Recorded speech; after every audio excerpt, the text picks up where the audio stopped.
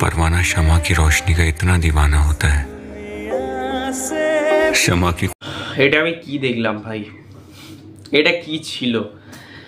মানে এটা তো ভাই নিব্বা নিব্বিদেরও ভালো লাগবে কিনা আমার কাছে সত্যি বড় প্রশ্ন আছে সিনেমাটা, ঠিক আছে?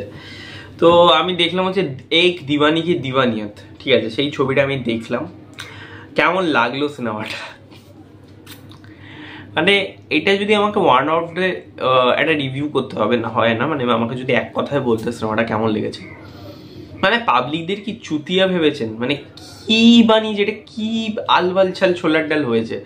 সিরিয়াসলি এত জঘন্য সিনেমা জাস্ট দেখা যায় না, ঠিক আছে? এখানে মানে কি বলবো, গল্পের ব্যাপারে ছোট্ট করে, মানে সারা কিছু রিভিল করেনি, আমিও করছি না, যদিও গল্পটা কি আছে আমি সেটাই বুঝে উঠতে পারিনি। এখানে হর্ষবর্ধন রানে এবং সোনাম বাজওয়ার মধ্যে প্রেম হচ্ছে, তাদের মধ্যে কোনো একটা কারণে মিসআন্ডারস্ট্যান্ডিং হচ্ছে এবং হর্ষবর্ধন রানে তার প্রেমের জন্য স্ট্রাগল করছে, তার মানে তার আর কি উঠবি তাকে ছেড়ে চলে যাচ্ছে কোনো কারণে, সেটা কেন, কি রিজন, সেটা জানতে হলে আপনাকে সিনেমা হলে গিয়ে সিনেমাটা দেখতে হবে।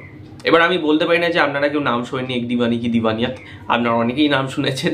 এই সিনেমাটা অনেকে দেখতেও যাচ্ছে, কারণ সোশ্যাল মিডিয়া বেশ ভালো ট্রেন্ড, এবং এটা সাইয়ারা ফোবিয়ার মতো না হলেও একটা কিন্তু মানে আর কি জোয়ার সৃষ্টি করেছে আর কি সোশ্যাল মিডিয়াতে, তাই জন্য অনেক লোকেই যাচ্ছে এই সিনেমাটা দেখতে।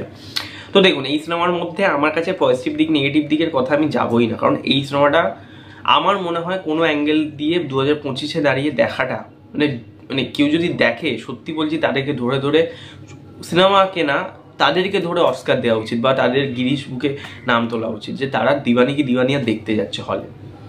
মানে এত জঘন্য সিনেমা, ঠিক আছে, দেখবার মতন না, সিরিয়াসলি বলছি। মানে কোনো কারণ নেই, বারণ নেই, মানে জাস্ট মানে কি হচ্ছে, কেন হচ্ছে, কিছুই বোঝা যাচ্ছে না। আর সামান্য কারণ, মানে এত বোকা এত বাজে সিনেমা, মানে আমি আর দুটো দেখিনি, ঠিক আছে?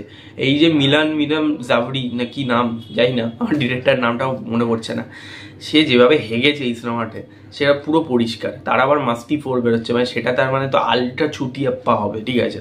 এটা তো একটা তাও ফার্স্ট বেজের মধ্যে যাচ্ছে, ওটা তো সেকেন্ড বেজে চলে যাবে। কি জঘন্য সিনেমা ভাই, কি জঘন্য! মানে এটা যে টিনেজার যারা ছাপড়ি অডিয়েন্স আছে তাদের কাছে মাস্টারপিস লাগতে পারে, যে জেনজি আছে, সোকল জেনজি বা সোকল ছাপড়ি, আমিও তার মধ্যে পড়ি জেনজিদের মধ্যে, বাট আমি কিন্তু মানে অ্যাকচুয়ালি সেই টার্গেটেড অডিয়েন্স নই। যাই হোক, এই সিনেমাটা তাদেরই ভালো লাগতে পারে। আর এটা খুব মানে ট্রিটমেন্টটাও দেখলাম ভাই সেই ওল্ড সিনেমা, সেই যেরকম হয় না পুরোনো বলিউডের সিনেমা, সেরকম টাইপের টেমপ্লেট, ঠিক আছে?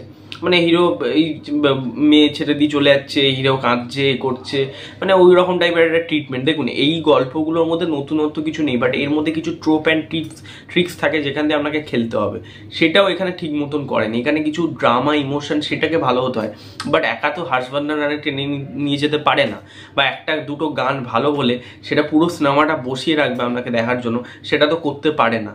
তো ওভারঅলে এক দিওয়ানি কি দিওয়ানিয়াত অতীব খাজা একটা সিনেমা হয়েছে, এবং এই সিনেমা দেখার পর আপনার মানে মাথা থেকে বেরোতে চাইবে না, আপনি মনে করবেন কি দেখে ফেললাম এটা, ঠিক আছে? যারা একটু সেন্সিবল অডিয়েন্স, যাদের একটু সিভিক সেন্স আছে, তারাই এটা বুঝতে পারবে। যাদের নেই, আমি যেটা বললাম ছাপড়ি, আলট্রা প্রোম্যাক্স ছাপড়ি, তাদের কাছে এই সিনেমাটা মাস্টারপিস লাগবে। ওকে, এই ছিল আমার ছোট্ট রিভিউ এক দিওয়ানি কি দিওয়ানিয়াত। বাই দ্য ওয়ে, এটা আমি হলে দেখতে যাইনি, সেটা আমি বলে দিই, কোথা দিয়ে দেখেছি বুঝে নাও। তো এই ছিল ওভারঅল রিভিউ। ভালো লাগলে লাইক করো, সাবস্ক্রাইব করো, পাশে বেল আইকন ক্লিক করো, এবং কমেন্টে অবশ্যই জানিও এক দিওয়ানি কি দিওয়ানিয়াত এই ছাপড়ি মুভিটা যদি তুমি দেখে থাকো কতটা তোমাকে চুতিয়া বানাতে পেরেছে। নেক্সট দেখা হবে, টাটা, টেক কেয়ার।